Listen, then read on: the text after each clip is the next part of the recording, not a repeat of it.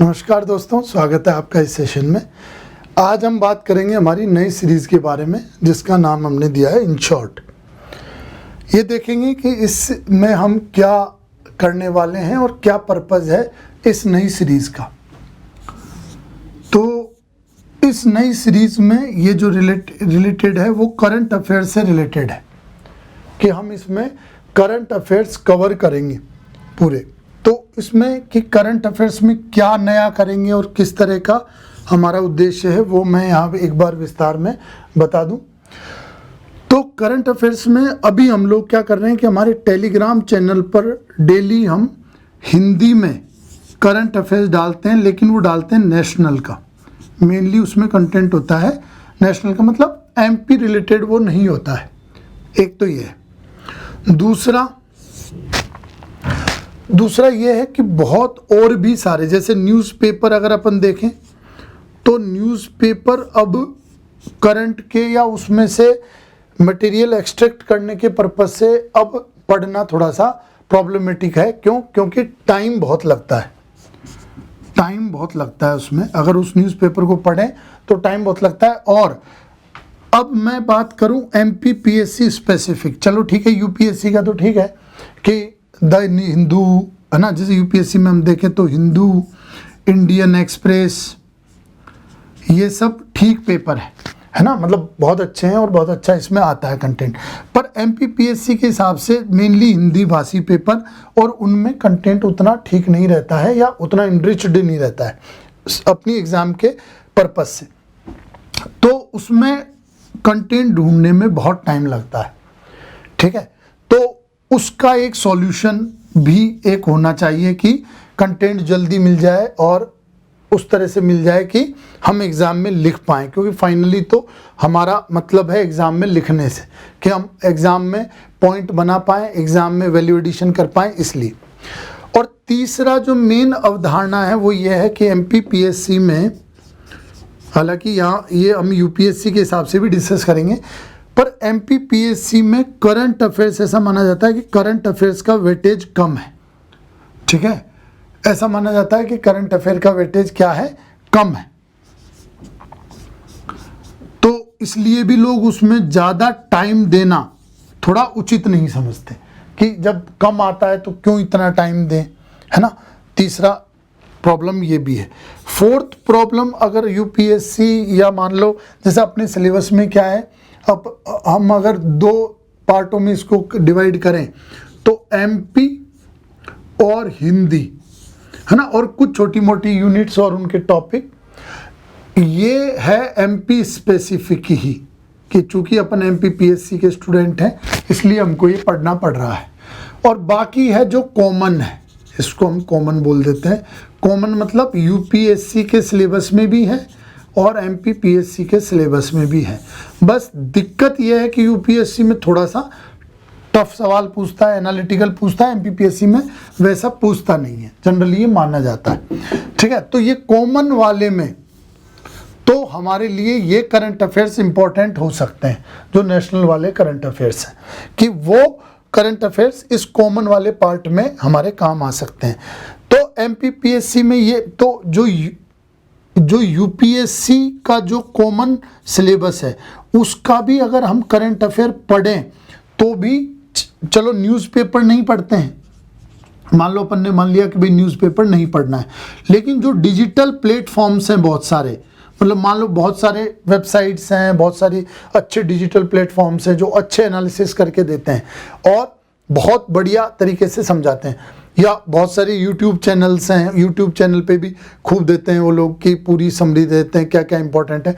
लेकिन वो, जैसे मैंने भी पर्सनली वो रियलाइज़ किया कि वो एक तो बहुत लेंदी होता है और दूसरी बात वो इन डेप्थ होता है यूपीएससी के हिसाब से ही, है ना, इन डेप्थ एनालिसिस होता है उसमें और यूपीएससी के हिसाब से कि, क्योंकि जैसे क्या है कि अपने जैसे पीएससी का देखें तो सतही भी चल जाएगा कि उसके बारे में थोड़ा सा आइडिया हो। क्योंकि हमको ये पता है कि उतना घुमा के और उतना एनालिटिकल सवाल तो हमारे यहाँ आएगा नहीं। तो आएगा कैसे, आएगा इतना कि उससे रिलेटेड कुछ आएगा तो हम तो बस हमारा पर्पस ये है कि हम वैल्यू एडिशन के लिए 1 या 2 पॉइंट हम हमारे उत्तर में उस करंट अफेयर की न्यूज़ से जोड़ दें और हमारे कंटेंट थोड़ा अलग हो जाए, इनरिच्ड हो जाए और हमारे अच्छे नंबर आए। हमारा पर्पस तो पूरा ये है। तो इस पर्पस को सॉल्व करने के लिए उस इन डेप्थ एनालिसिस को सुनना थोड़ा सा टाइम वेस्ट लगता है ना, टाइम वेस्ट लगता है। हालांकि कईयों को क्या आदत पड़ जाती है, रुचि पड़ जाती है, हैबिट पड़ जाती है उस चीज़ की कि नहीं, करंट अफेयर्स जब तक नहीं पढ़ेंगे या न्यूज़पेपर पूरा अच्छे से नहीं पढ़ेंगे तब तक ठीक नहीं लगता है उनको लगता है कि अच्छे से कवर नहीं किया चीज़ें। तो लेकिन उस आदत में और उसमें अगर देखा जाए इस हैबिट में, इस प्रैक्टिस में, तो थोड़ा सा टाइम खराब होता है। ठीक है, टाइम अपन को लगता है कि ज़्यादा लग रहा है। तो ये सब इश्यूज़ हैं करंट अफेयर्स में। मैं एक बार समरी कर दूं क्या क्या इश्यूज़ हैं। देखो, पहला तो ये है कि जैसे हम लोग डाल रहे हैं तो एमपी का उसमें मिसिंग है पहले में, तो एमपी भी कवर होना चाहिए। अभी हम लोग समरी करके तो डालते हैं, ठीक है, पीडीएफ डाल देते हैं टेलीग्राम पे, तो समरी करके डाल देते हैं और उस पे इवन क्वेश्चंस भी देते हैं। ठीक है, कि आप क्वेश्चंस देखें, पहले क्वेश्चंस पढ़ें और फिर उनका सॉल्यूशन निकाल के देखें। और क्वेश्चंस एमपीपीएससी और यूपीएससी दोनों पे आधारित होते हैं। ठीक है, 3 मार्कर भी और 2 बड़े सवाल यूपीएससी के भी होते हैं, तो थोड़े से एनालिटिकल या विस्तृत टाइप करने की कोशिश करते हैं। तो एमपी का मिसिंग है वहाँ भी, तो उस एमपी को फुलफिल करना है, वो इन शॉर्ट से हम करेंगे।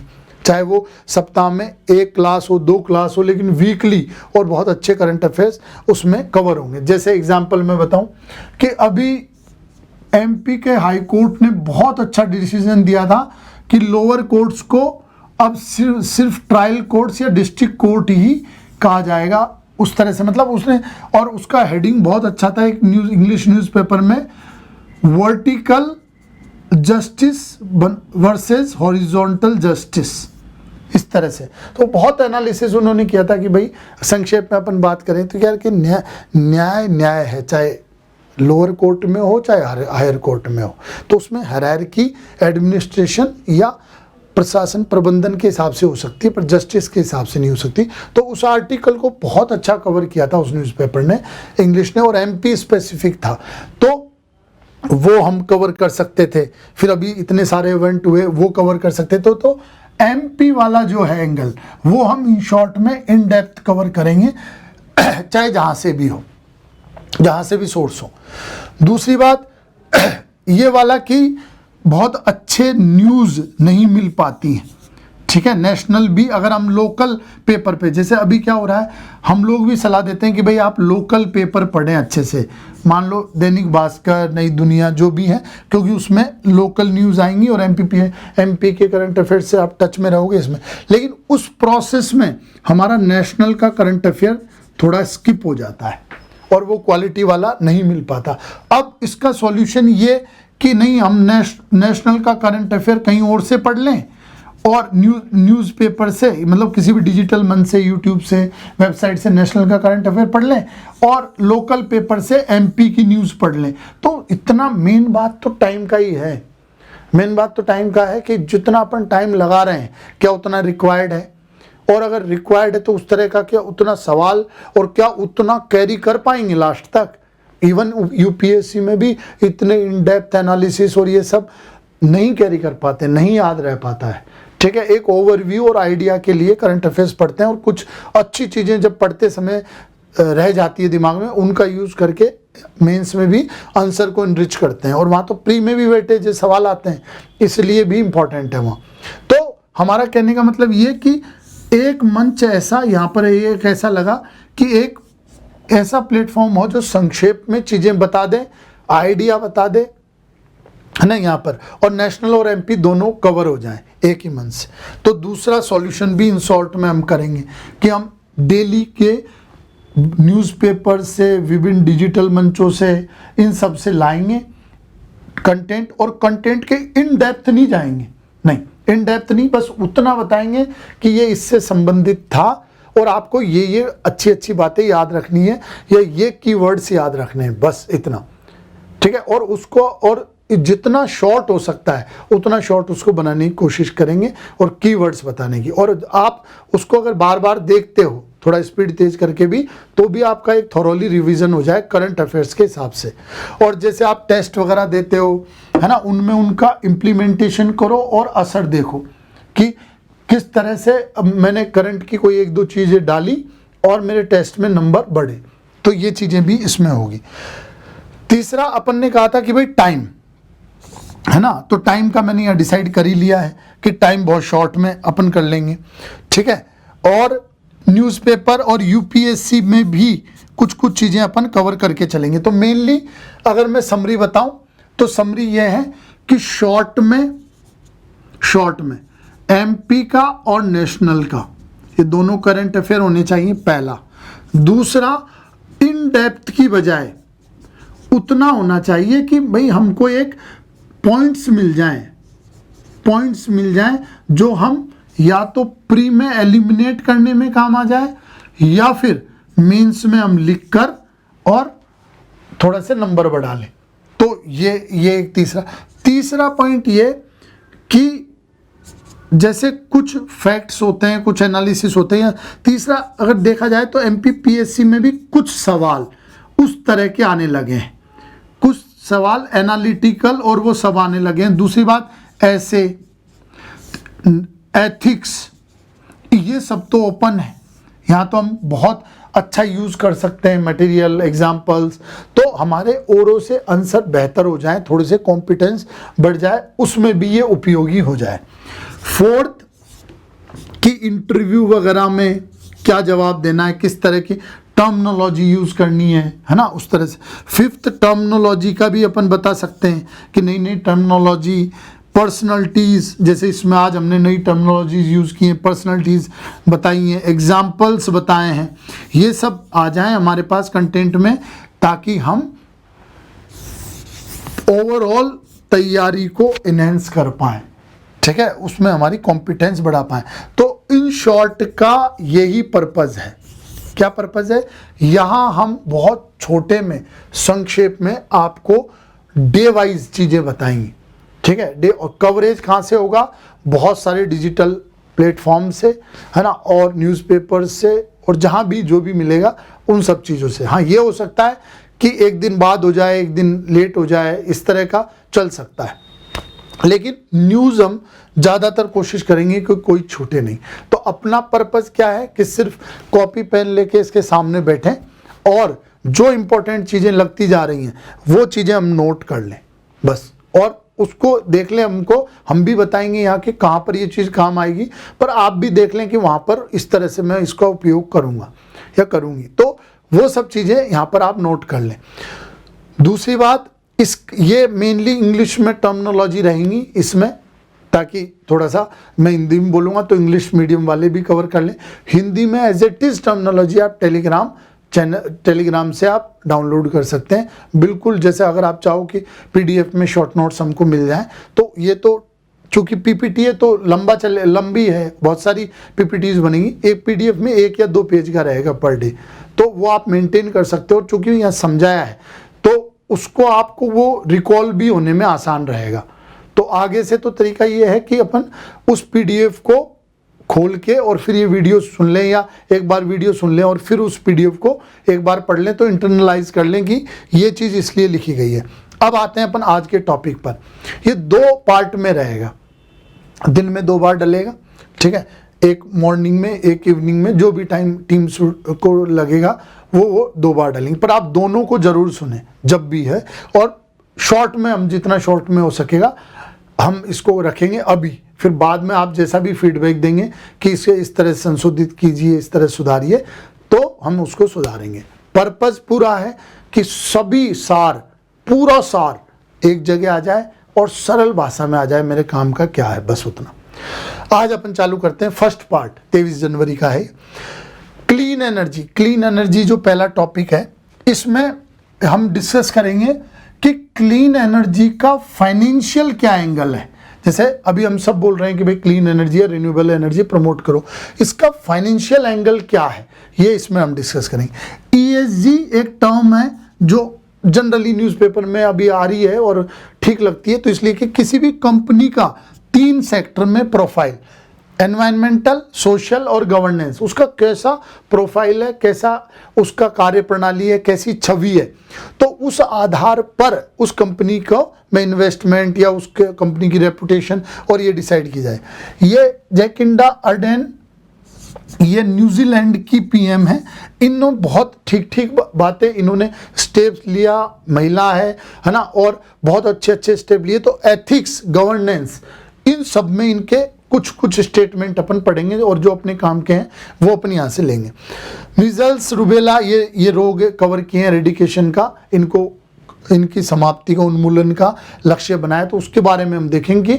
ठीक है, रोगों का बहुत सारा होता रहता है, पर इसमें अपने नोट करने लायक क्या है, ट्रांसफॉर्मेशनल लीडरशिप, तो ये इन्हीं के उससे ये अपन ने यहाँ लिया है कि एक 3 मार्कर आ जाए, या नेतृत्व के बारे में कोई एथिक्स वगैरह में सवाल आ जाए तो हम कौन कौन से पॉइंट लिख सकते हैं। चिनाम्पास, ये एक एग्जाम्पल है वेस्ट टू वेल्थ का, या प्लास्टिक की बोतल्स यूज करके हम किस तरह से प्लेटफॉर्म बना सकते हैं फ्लोटिंग। वो 3 C's विकसित भारत के लिए 3 C दिए हैं, वो डिटेल में अपन पढ़ेंगे। ये एक जनरल है कि भाई एससी ने ये न्यूज़ सभी जगह कवर की है, एससी ने चार्जशीट को पब्लिक करने या चार्जशीट को सार्वजनिक करने के लिए मना किया है कि नहीं, वो हम नहीं करेंगे। तो उसके क्या कंसर्न्स है, वो बहुत ज़्यादा नहीं, हम सिर्फ डिटेल में ये पढ़ेंगे कि चार्जशीट और FIR में क्या अंतर है, बस उतना अपना काम।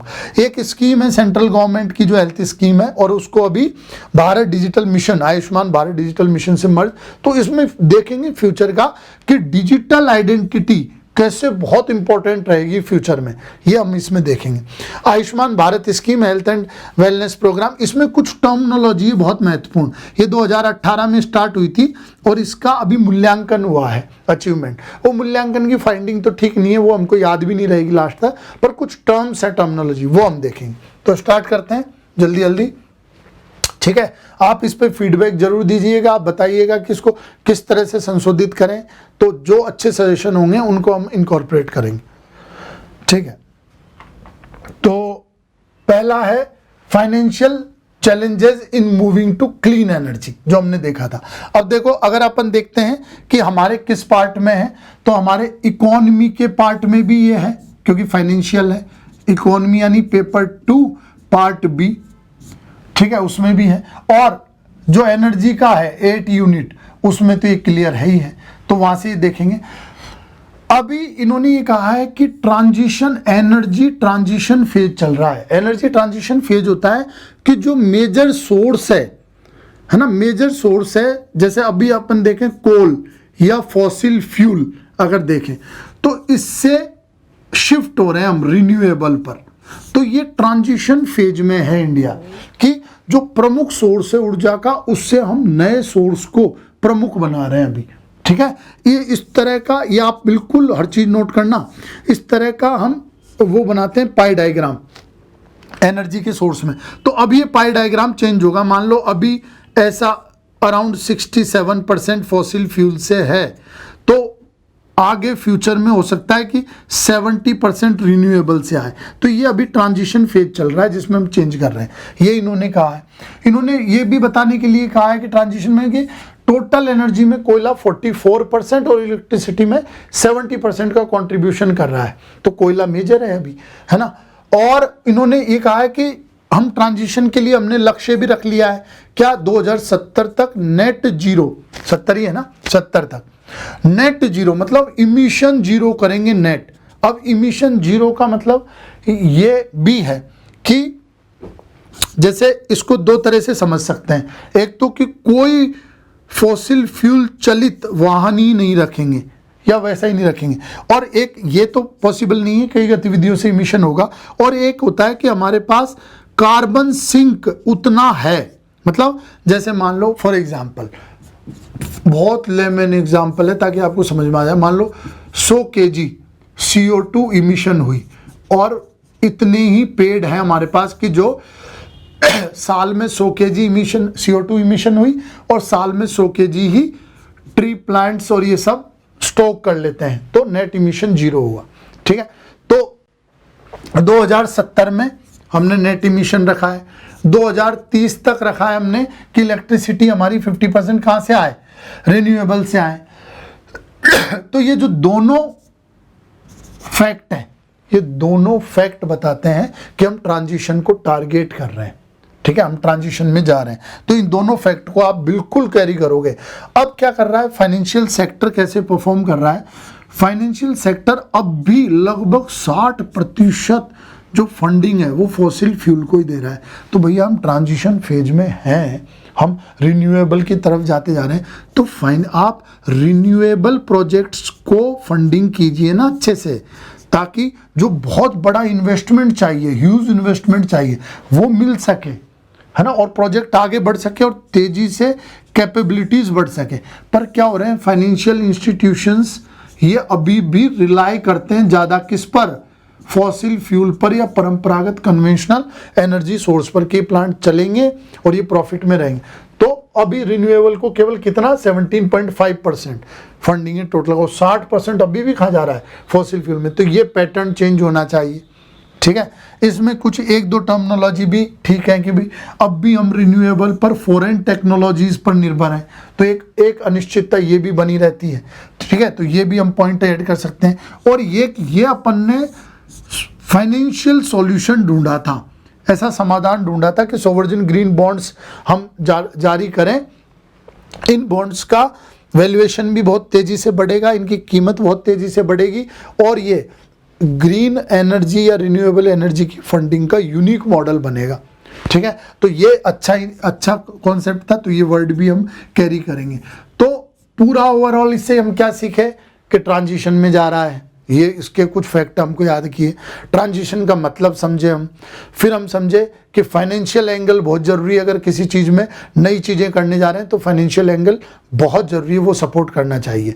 और तीसरा कुछ टर्मिनोलॉजी सीखे हम, जैसे सोवरेन ग्रीन बॉन्ड और फॉरेन टेक्नोलॉजीज़ का रिक्वायरमेंट इसमें। अब ESG दूसरा वाला जो मैंने कहा था कि एक सेट ऑफ स्टैंडर्ड है किसी कंपनी के लिए, ठीक है, जैसे वो सोशली क्या परफॉर्म कर रही है, ठीक है, एनवायरमेंटली और गवर्नेंस में क्या परफॉर्म कर रही है। तो इस तरह का अगर डाइवर्सिफाइड कोई कंपनी होता है ना, तो उसमें इन्वेस्टमेंट कि सोशली भी बहुत अच्छा कर रही है, एनवायरमेंटली भी कंट्रीब्यूशन बहुत अच्छा है, तो उसमें इन्वेस्टमेंट भी लोग करते हैं और लॉन्ग टर्म इन्वेस्टमेंट भी उसको मिलता है और रिटर्न भी आता है। तो एक ESG करके एक टर्म की किसी भी कंपनी, निकाय, संस्था का इन तीनों दृष्टि से भी मूल्यांकन कर सकते हैं। कहाँ ये टर्म यूज आएगी?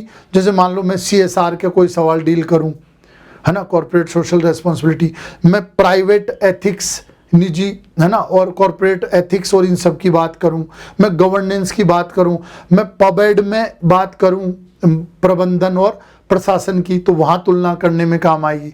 तो इस तरह के टॉपिक्स पे हम इसको यूज कर सकते हैं। तो अब हम देखते हैं अगला टॉपिक, मीजल्स और रूबेला वाला।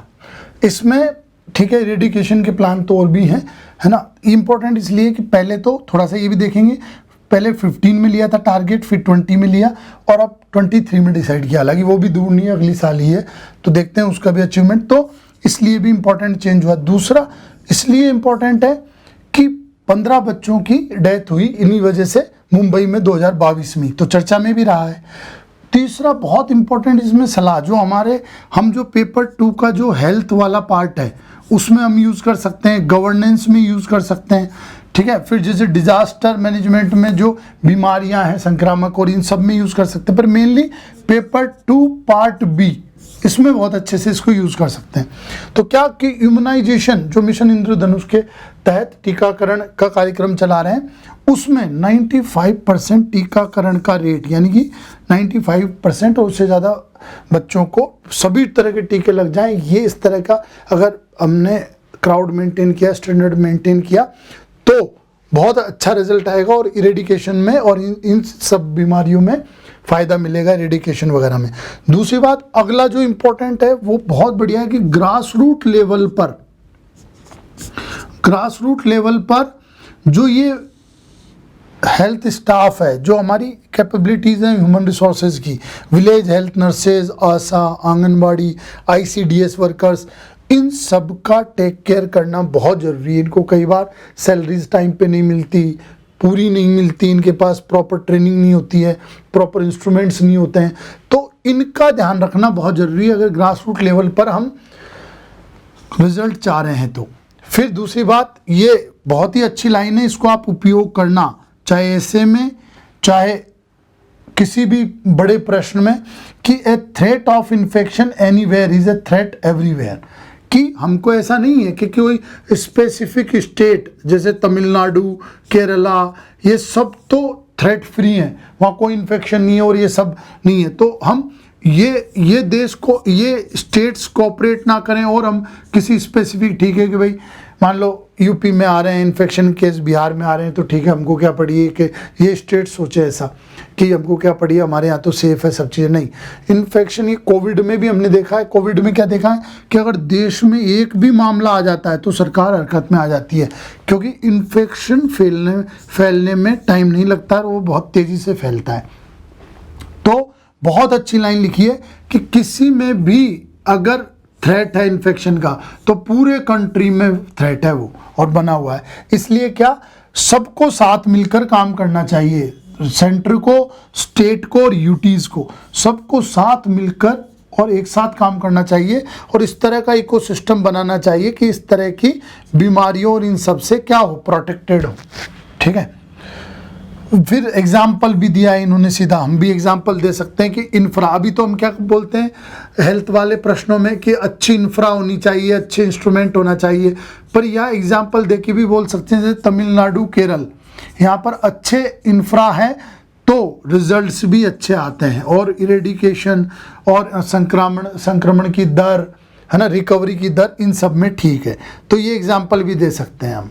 ठीक है, तो इसमें हमने देखा कि हम ये नहीं कर रहे हैं हम यूपीएससी या उस तरह की तैयारी कर रहे हैं, नहीं, हम आंसर लिखते हैं हमारे विभिन्न यूनिटों पर, उन आंसर को इनके माध्यम से कैसे इनरिच कर सकते हैं वो हम यहाँ सीख रहे हैं।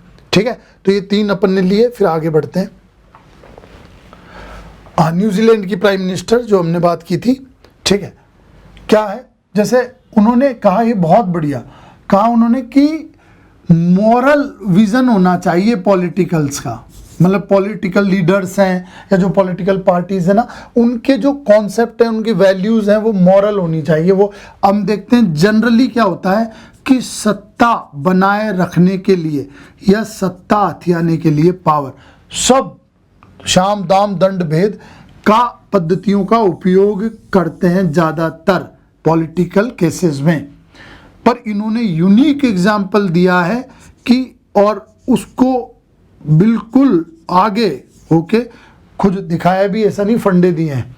ठीक है, कि भाई मोरल वैल्यूज बहुत ज़रूरी हैं पॉलिटिकल सिस्टम में, अगर हमको रिजल्ट ओरिएंटेड नीतियां बनानी है, रिजल्ट ओरिएंटेड कार्य करने हैं। तो जेकिंडा अर्डर्न, ठीक है, तो ये न्यूजीलैंड की पीएम थी। शायद अभी इन्होंने ये सब इश्यूज चलते हुए रिजाइन किया है, ये श्योर नहीं है, पर ये देख लेना, आप पढ़ लेना इनके बारे में। हमको तो ये फैक्ट देखने हैं इसमें क्या, कि मेनली गवर्नेंस और जैसे वुमेन एम्पावरमेंट, गवर्नेंस, एथिक्स, ऐसे इसमें इनके एग्जाम्पल हम, या इनके जो कोटेशन जो आर्टिकल में आए हैं, जो शब्द आए हैं, वो हम बहुत बढ़िया यूज कर सकते हैं। सेकंड लाइन में क्या है, जैसे एक तो हो गया मोरल वैल्यूज होनी चाहिए, हाई मोरल वैल्यूज और विजन होना चाहिए पॉलिटिकल लीडरशिप में, पॉलिटिकल सिस्टम में, तभी सस्टेन वे में और वेलफेयर चीजें हो पाएंगी। मैं अभी गर्भवती हूँ, असक्षम नहीं हूँ, जैसे जनरली बोला जाता है ना, ये पीएम रहते हुए प्रेग्नेंट हुई और इन्होंने बच्चे को जन्म दिया, तो ऐसा व्यवहार होता है। ये जनरली अपन देखते हैं कि नहीं मैडम आप ज़्यादा बर्डन मत लीजिए, नहीं मैडम आप ये काम अभी बाद के लिए रखिए।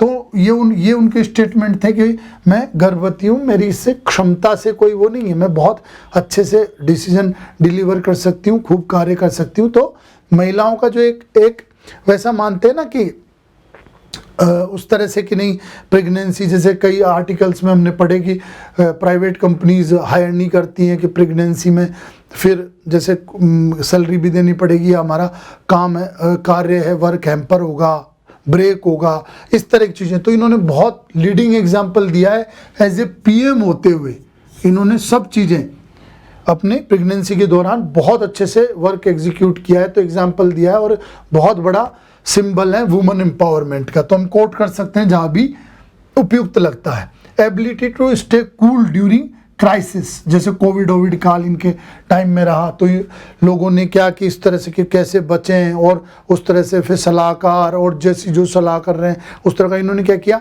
खुद को अपडेट किया। इन्होंने पूरी इंफॉर्मेशन, पूरे डेटा, पूरी चीज़ें खुद ली, एनालिसिस किया और अपनी विजडम के आधार पर टफ डिसीजन भी लिए और वो सक्सेसफुल हुए। कोई बहुत अच्छे एग्जाम्पल, मतलब बहुत अच्छे रिजल्ट उनके आए। तो एक लीडर जो होता है ना, वो जैसे ज़्यादातर क्या करते हैं पीएम और इन सब की पोस्ट पर उस तरह का कि यार भाई सलाहकार हैं बहुत सारे, है ना, बहुत सारे विशेषज्ञ हैं, उनकी राय में राय या वो जैसा कह रहे हैं उस तरह से डिसीजन थोड़ा सा इंक्लाइंड होता है। होना भी चाहिए ज़्यादातर केस में, भाई कई केसों में, क्योंकि विशेषज्ञ सलाह देते हैं, पर कई जगह ऐसे टफ डिसीजन होते हैं जो खुद लीडर ही ले पाता है। तो उन्होंने वो एग्जाम्पल यहाँ पर दिए। तो ये अपन मैनेजमेंट में, पब एड में, एथिक्स में, ऐसे में ये यहाँ यूज कर सकते हैं। इमोशनल इंटेलिजेंस का इन्होंने उदाहरण, और जैसे कैसे कि बच्चे और इन सबको किसी कार्य में मोटिवेट करने के लिए जैसे इन्होंने क्या क्या स्टेटमेंट दिए कि बच्चों को प्रमोट किया कि नहीं आप इस काम में लगो। जैसे मान लो कोई भी स्वच्छता है, एजुकेशन है, कुछ भी अवेयरनेस है, कि ईस्टर बनी भी एक बहुत प्रमुख कार्यकर्ता होगा वहाँ पर। तो इस तरह के एक एग्जाम्पल देखें कि बच्चों को मान लो अपने यहाँ अपन देखें तो कि भाई डोरेमोन और ये सब चीज़ें, तो कि नहीं डोरेमोन ने भी वो किया था, सिंचन ने भी वो किया था, इस तरह का। तो बच्चे ज़्यादा कनेक्ट करते हैं उससे और प्रमोट होते हैं। तो इस तरह का भी इन्होंने इमोशनल इंटेलिजेंस, और ऐसा कि वो बच्चा कैसे सोच रहा है और उसके इमोशंस को कैसे सही तरीके से डाइवर्ट किया जाए, चैनलाइज किया जाए, वो भी इन्होंने एग्जाम्पल दिया। जबकि हम कई बार एथिक्स में एग्जाम्पल ढूंढते रहते हैं, केस स्टडीज़ में एग्जाम्पल ढूंढते रहते हैं, तो वहाँ फ़ायदा मिलेगा। ट्रस्ट की बहुत बढ़िया इक्वेशन उसमें थी, या कैरेक्टरिस्टिक्स उसमें थे, उसके आधार पर इक्वेशन बनाई जा सकती है। जैसे सेकंड ARC ने दी थी उसकी, किसकी, करप्शन की, है ना। करप्शन में जहाँ तक मुझे पता है monopoly plus discretionary power minus accountability, ऐसा कुछ इक्वेशन थी। एकाधिकार प्लस विवेकाधीन शक्तियाँ माइनस जवाबदेहिता। तो वो सिचुएशन एक ऐसी बन जाती है इन तीनों से कि करप्शन के चांस बढ़ जाते हैं। ठीक है, तो इस तरह का। तो ऐसे ये ट्रस्ट का इन्होंने दिया कि क्रेडिबिलिटी होनी चाहिए, क्रेडिबिलिटी मतलब विश्वसनीयता, रिलायबिलिटी होनी चाहिए। वो जो क्रेडिबिलिटी जो कह रहे हैं वो करेंगे, है ना, वो डिलीवर करेंगे, ऐसा नहीं कि बोल बच्चन टाइप है। रिलायबिलिटी, पास्ट एग्जाम्पल ऐसा है ना। इंटीमेसी, आत्मीयता, आत्मीयता मतलब लगाव है यार, चीज़ों को क्लोजनेस से देखते हैं, चीज़ों को फील करते हैं, है ना, उस तरह का। तो इन तीनों से ट्रस्ट बनता है जनता में और आपकी लीडरशिप पे लोग भरोसा करने लगते हैं। ठीक है, तो इस तरह के एग्जाम्पल हम सूटेबल जगह कौन कर सकते हैं कोट। फिर जैसे एक वुमेन एम्पावरमेंट का और बढ़िया एग्जाम्पल दिया कि मावरी वहाँ पर एक जनजाति है लोकल, तो ज़्यादातर वो लोग हंसिए पे रहते हैं, उपेक्षा होती है। तो माहुता करके, ननैया माहुता करके एक मावरी महिला है, उसको इन्होंने मंत्रिमंडल में बहुत अच्छी जगह दी, मिनिस्ट्रियल, है ना। तो उन मतलब एक women empowerment, inclusion, social inclusion, cultural inclusion, इस सब तरह का इन्होंने एग्जाम्पल दिया। बोला 2025 तक उन्होंने बोला है कि ये मावरी लैंग्वेज को सिलेबस और करिकुलम में इंटीग्रेट करेंगे।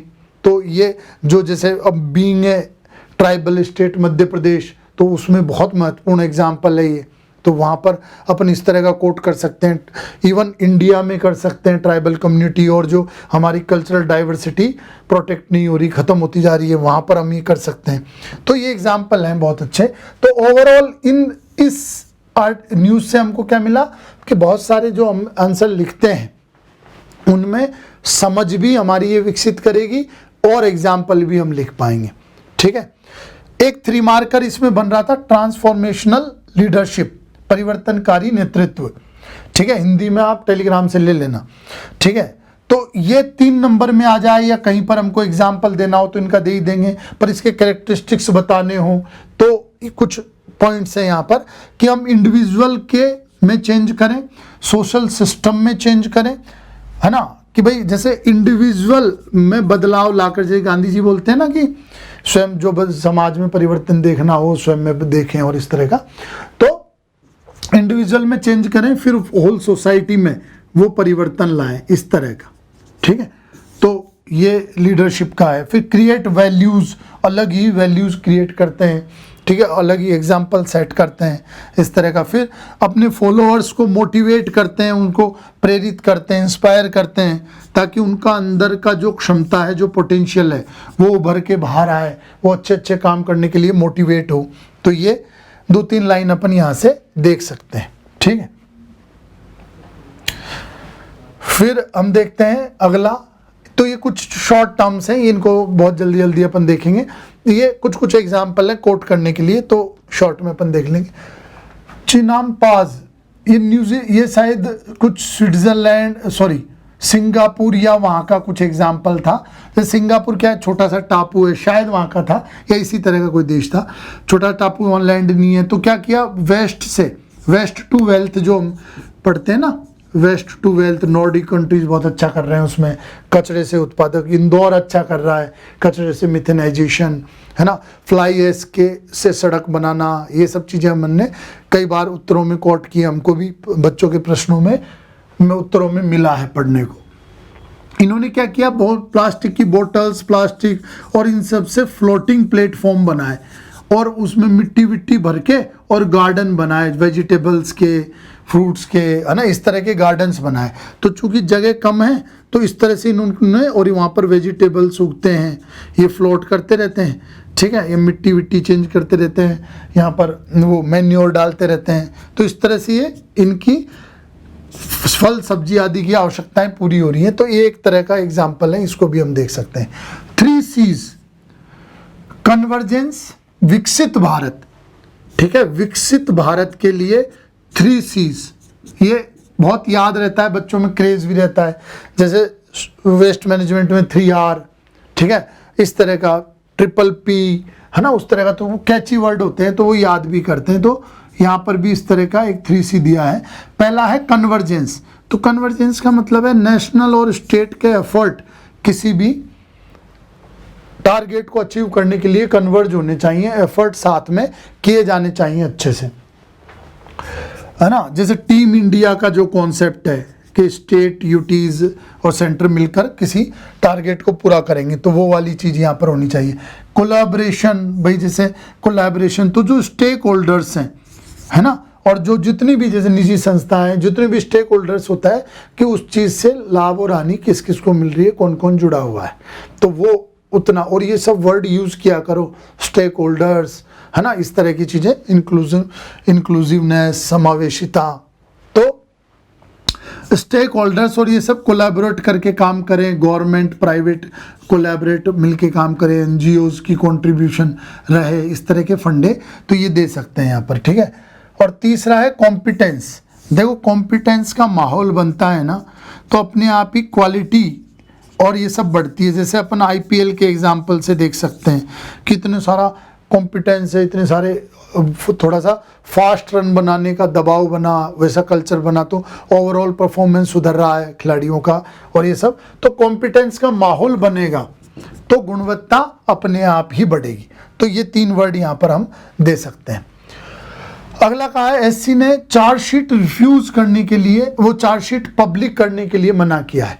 ठीक है, हमारा तो मोटिव सिर्फ यहाँ पर इतना है कि आप FIR और चार्जशीट में अगर कहीं भी कोई इंटरव्यू में या कहीं कुछ लिखना आ जाए या इंटरव्यू में ज़्यादा संभावनाएं पूछ लें तो आप अंतर कर पाओ। FIR है कि भाई अब फर्स्ट रिपोर्ट है, इंफॉर्मेशन रिपोर्ट, अब इन्वेस्टिगेशन शुरू करेंगे, पूरा प्रोसेस शुरू होगा। जबकि चार्जशीट है कि इन्वेस्टिगेशन कंप्लीट हो गया है और इन्वेस्टिगेशन की फाइनल रिपोर्ट है, ये फाइनल रिपोर्ट है। ठीक है, तो चार्जशीट, और SC ने रिफ्यूज किया है, उन्होंने बोला है कि नहीं, इससे जो एक्यूज्ड हैं, जो मतलब जो दोषी हैं या जो पीड़ित हैं या जो इन्वेस्टिगेशन एजेंसी है, इनके हित प्रभावित होंगे, है ना, और उनकी कार्य प्रणाली में भी दिक्कत आ सकती है। ठीक है, बीच में ब्लेम हो जाए, मीडिया ट्रायल्स टाइप चीज़ें हो जाए, है ना, इस तरह से। तो उन्होंने रिफ्यूज किया है, मना करने को। तो कैसा ट्रांसपेरेंसी, है ना, या ओपननेस वर्सेस एक प्रोसेस की सिक्योरिटी या मतलब एक स्पेसिफिक प्रोसेस, इन दोनों में जैसे कई बार अपन बोलते हैं ना ओपननेस होनी चाहिए, ट्रांसपेरेंसी होनी चाहिए, सब चीज़ें पता चलनी चाहिए, लेकिन क्या होता है कि कंप्लीट प्रोसेस में अगर हम किसी बीच में स्टेप को पब्लिक कर देते हैं पहले, तो हो सकता है पूरा कंप्लीट प्रोसेस या रिजल्ट प्रभावित हो जाए। तो इस तरह का इसमें सुप्रीम कोर्ट ने रखा है। हमको उतने से ज़्यादा मतलब नहीं है, हम एग्जाम्पल दे सकते हैं, और ये तो मैंने वैसे भी इंटरव्यूज वगैरह इन सब के लिए वर्ड का पता हो।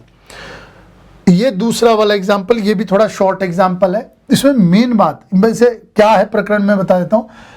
सेंट्रल गवर्नमेंट कर्मचारी, उनकी हेल्थ स्कीम होती है कि अगर कोई बीमारी हो जाए, कहीं पर कोई हेल्थ एक्सपेंडिचर है, तो वो रिइम्बर्स हो जाते हैं, उनको मिल जाते हैं। और जो आयुष्मान भारत डिजिटल मिशन चल रहा है, इनको मर्ज करने की बात है दोनों को, ठीक है। आयुष्मान डिजिटल मिशन, ये डिजिटल बहुत इंपॉर्टेंट है, यहाँ हमने कवर इसलिए किया है। इन्होंने बोला है कि 100 मिलियन को कनेक्ट कर लिया है। डिजिटल हेल्थ आइडेंटिटी, तो ये इंपॉर्टेंट है, डिजिटल हेल्थ आइडेंटिटी।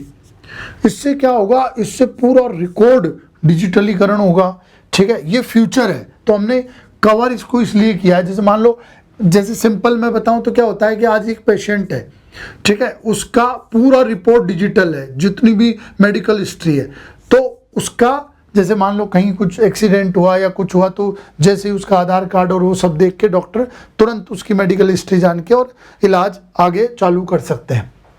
एग्जाम्स और इन सब में भी कि उसके जो मेडिकल टेस्ट हुए हैं और ये सब हुए हैं, तो वो डिजिटली एक्सेस हो सकते हैं, ठीक है। तो इस तरह से डिजिटल हेल्थ आइडेंटिटी फ्यूचर है। फिर दूसरी बात, आगे मान लो अपन AI वगैरह का डेवलपमेंट करें, है ना, कि हेल्थ सॉल्यूशंस निकालें AI बेस्ड, तो इसके लिए डिजिटल डेटा बहुत ज़रूरी है। तो वो डिजिटल डेटा यहाँ से इकट्ठा होगा, तो ये बहुत ज़रूरी है AI में, डिजिटलीकरण में, E-गवर्नेंस में, ठीक है। फिर यूनिवर्सल हेल्थ सर्विसेज में, फिर हेल्थ कॉस्ट कम करने में, ये सब बहुत ज़रूरी है। तो इन सब एग्जाम्पल में ये हम यूज़ कर सकते हैं डिजिटल हेल्थ आइडेंटिफिकेशन। बस इतना मेरा यहाँ पर मैसेज है। Ayushman Bharat school health and wellness programme, ठीक है, ये प्रोग्राम के बारे में हम ज़्यादा नहीं जाते हैं, हम सिर्फ इतना यहाँ पर कहना चाह रहे हैं कि ये तो जैसे 2018 में लॉन्च हुआ और कुछ बोला है कि 50% ही पर्पस इनटेक हुआ, या मतलब लक्ष्य से कम हुए। मैं तो यहाँ जो टर्मिनोलॉजी है उनको मैं यहाँ पर इम्पोर्टेंट मान रहा हूँ। ये स्कीम तो हमको याद भी ना रहे और हम हो सकता है प्रयोग में ना कर पाए। और आयुष्मान भारत ही बहुत है, वेलनेस प्रोग्राम, हेल्थ और ये सब तो ठीक है। क्या टर्मिनोलॉजी है, एक तो ये मिनिस्ट्री ऑफ हेल्थ फैमिली, है ना, मिनिस्ट्री ऑफ ह्यूमन रिसोर्सेज उसके अंडर में है। तो जैसे कोई UPSC का प्री और ये सब दे रहा हो उस तरह का, तो मिनिस्ट्री का वो घुमा देते हैं कई बार, तो इनका तो सिंपल है, अंदाजा लगाया जा सकता है। टीचर्स जो हैं इन स्कूल्स में, उनको एक वर्ड दिया है हेल्थ एंड वेलनेस एम्बेसडर्स, ठीक है, कि वो लीड करेंगे, टॉर्च बियरर रहेंगे अच्छी हेल्थ प्रैक्टिसेस, अच्छी हेल्थ वेलनेस के लिए। तो ये बहुत अच्छा वर्ड है ना, बहुत अच्छी टर्मिनोलॉजी है।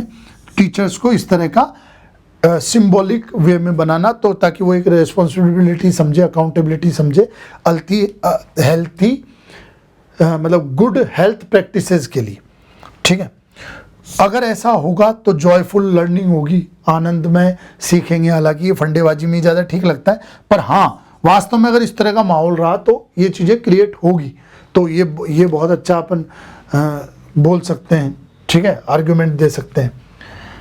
दूसरी बात है कि बच्चों को यहाँ हेल्थ और वेलनेस का मैसेंजर कहा गया है, ठीक है। मैसेंजर मतलब वो जाके घर में, समुदाय में, परिवार में, सब जगह जाकर वो उन प्रैक्टिसों को फैलाएंगे, इससे पूरा माहौल सुधरेगा, बहुत अच्छा वातावरण बनेगा। तो ये टर्मिनोलॉजी हम यूज़ कर सकते हैं हमारे आंसर्स में, सब जगह, पेपर 2 पार्ट 2, है ना, गवर्नेंस में, अच्छी हेल्थ प्रैक्टिसेस में, किसी चीज़ के लिए प्रमोट करने में कि हम कैसे प्रमोट करें, या अवेयरनेस में और इन सब में कैसी बच्चों की भूमिका, विद्यालयों की भूमिका, विद्यालय एक इनिशियली वातावरण देता है इन सब हैबिट्स के लिए, तो वो सब में हम इसको उपयोग कर सकते हैं बहुत अच्छे से, ठीक है। तो इस सेशन में यही है। अब जो इसका अगला सेशन होगा, मतलब 10 टॉपिक हम 2 बार लेंगे, है ना। डेली के 20 टॉपिक हम लेंगे, 20 से ज़्यादा नहीं लेंगे, कितना भी इंपॉर्टेंट हो, और हमको लगता है इतने आते भी नहीं है, ठीक है। तो 10-10 के 2 पार्ट रहेंगे, उसमें आप देखें और दोनों पार्ट को जरूर देखें, फीडबैक जरूर दें ताकि हम आपके अकॉर्डिंग इसको कर पाएँ। Thank you very much. दूसरा पार्ट जरूर देखिएगा। Okay, thank you.